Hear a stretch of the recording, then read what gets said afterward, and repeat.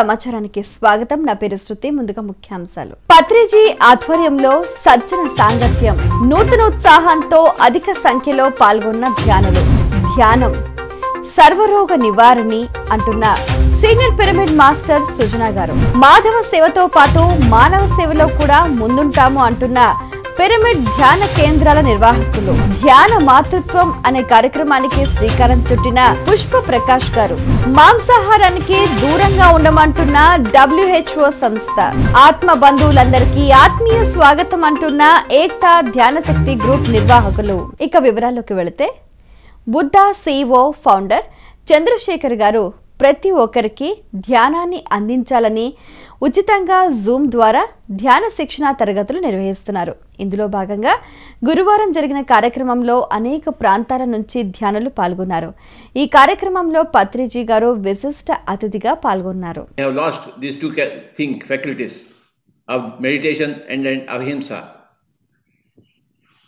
We want all Indians to come back to ahimsa, to vegetarianism. We want all Indians to come back to yoga, that is meditation.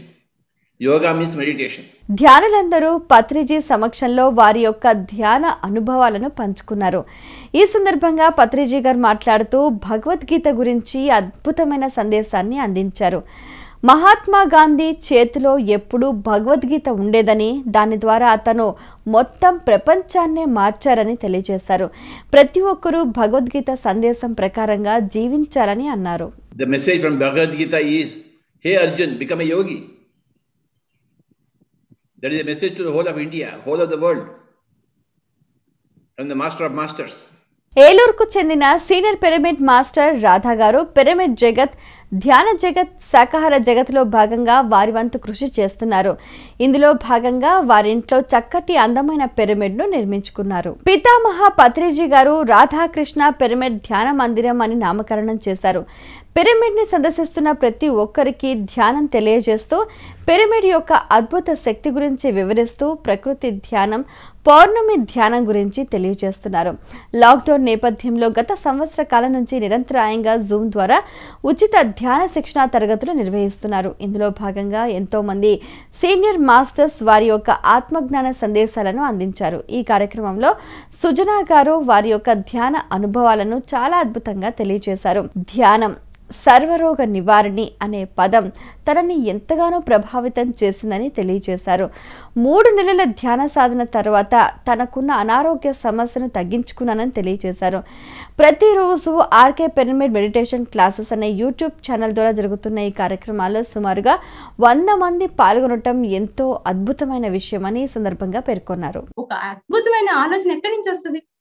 సరైన ధ్యానం చేసుకుని, సరైన ఆలోచన విధానం, సరైన ఆహారం, ఇవన్నీ ఉన్నప్పుడే అద్భుతంగా వస్తుంది ఆలోచన. బ్రహ్మర్షి పితామహ పత్రిజీ గారి మార్గదర్శకత్వంలో మాధవ సేవతో పాటు మానవ సేవలో కూడా ముందుంటామని తెలియజేస్తున్నారు విజయవాడ పిరమిడ్ ధ్యాన కేంద్రాల నిర్వాహకులు.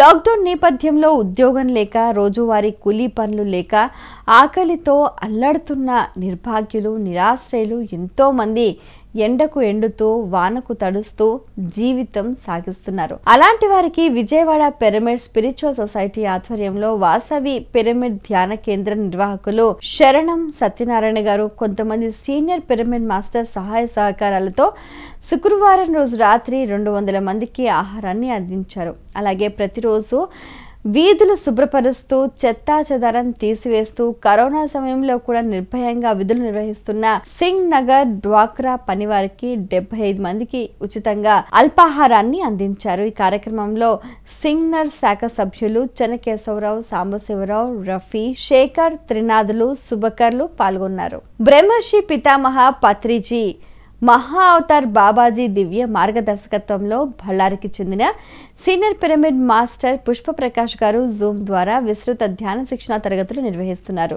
ధ్యానం ద్వారా తన జీవితంలో ఎంతో మార్పు వచ్చిందని, ప్రతి నిత్యము సంతోషంగా ఉంటున్నానని తెలియజేశారు. అలాగే ప్రతి ఒక్కరూ సంతోషంగా ఉండాలనే సంకల్పంతో పుష్పప్రకాష్ అనే యూట్యూబ్ ఛానల్ని ప్రారంభించారని తెలియజేశారు.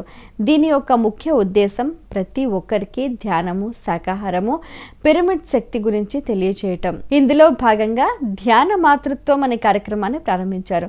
ఈ కార్యక్రమంలో senior pyramid master Angel Swathi గారు పాల్గొని చక్కటి సందేశాన్ని అందించారు.